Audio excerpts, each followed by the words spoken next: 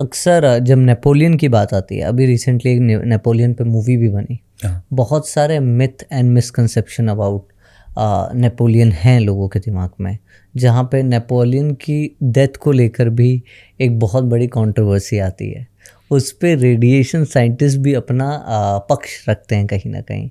तो वो जानना चाहेंगे हम आपसे स्टोरी। आपने सही शब्द का इस्तेमाल किया कि कंट्रोवर्सी है। कंट्रोवर्सी इस विषय पर है, जब नेपोलियन की मृत्यु हुई उस समय ये कहा जाता था कि कुछ स्टमक अपसेट हुआ, इसके कारण उनकी मृत्यु हुई। लेकिन उस समय कुछ लोगों को ये भी कहना था कि उनको विष दिया गया है, जो जैसे कि आर्सेनिक जैसा विष दिया गया है, वो स्लो पॉइजनिंग करके थोड़ा थोड़ा करके उनको मार दिया है, ऐसा उस समय लोग कहते थे।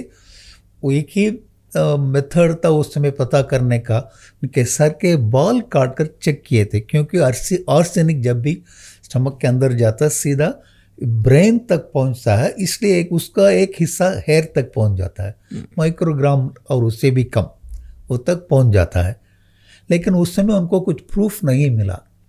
लेकिन उसके बाद न्यूट्रॉन एक्टिवेशन एनालिसिस नाम का एक न्यूक्लियर टेक्नोलॉजी शुरू हुआ। कौन से साल में ये हुआ 1930 के बाद, 1940 के बाद समझिए।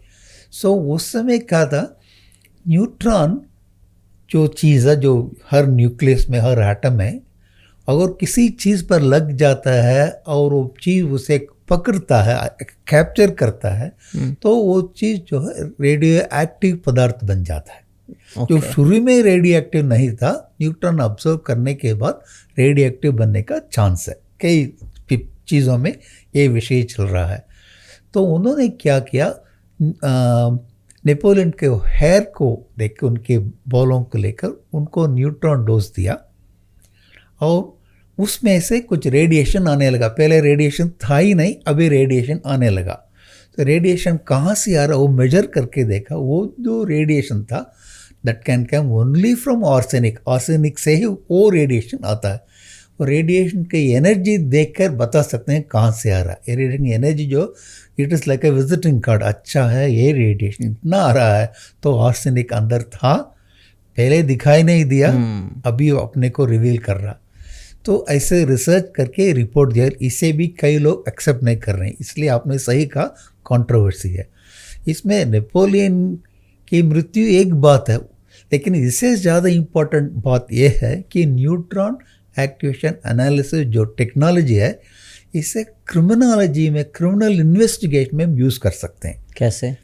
ऐसे अगर कोई क्लेम करता कि ये जो पिक्चर है अभी ये उनका ओरिजिनल फलाना आर्टिस्ट का है करके लेकर आता है, ऐसा बहुत करोड़ों की करोड़ों ये इतने करोड़ों रुपए देकर खरीद पेंटिंग्स तो उनकी टेस्टिंग इस तरीके से करते हैं। जी हाँ, वो लेकर खरीदने से पहले वो जानदार आदमी क्या करेगा, ये ओरिजिनल है क्या चेक करके बता। बहुत सारे टेस्ट हैं, रेडिएशन टेस्ट भी हैं, कोई चेक करके बता सकता है इसमें दो पीछे एक लेयर है, ये दूसरा लेयर है, तो पहले दूसरा पेंटिंग है उसके ऊपर पेंट किया, ये भी बता सकते हैं।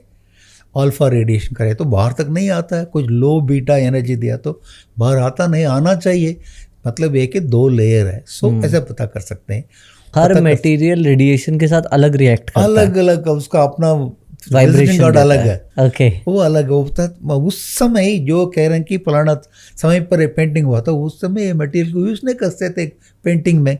उस समय पेंटिंग अलग था, पेंट का कंपोनेंट अलग थे, तो ये आदमी सही नहीं बोल रहा। सो मतलब फाइंड आउट कर सकते हैं। सो न्यूक्लियर टेक्नोलॉजी के बहुत सारे ऐसे एप्लीकेशन, जो अभी ऐसे ममीज वगैरह मिलते हैं, जी हाँ, उनकी भी जो एज चेक होती है, वो इसी तरीके से कार्बन डेटिंग करके एक टेक्नोलॉजी वो लेकर पता कर सकते हैं कितना पुराना है। ओके, जी हाँ।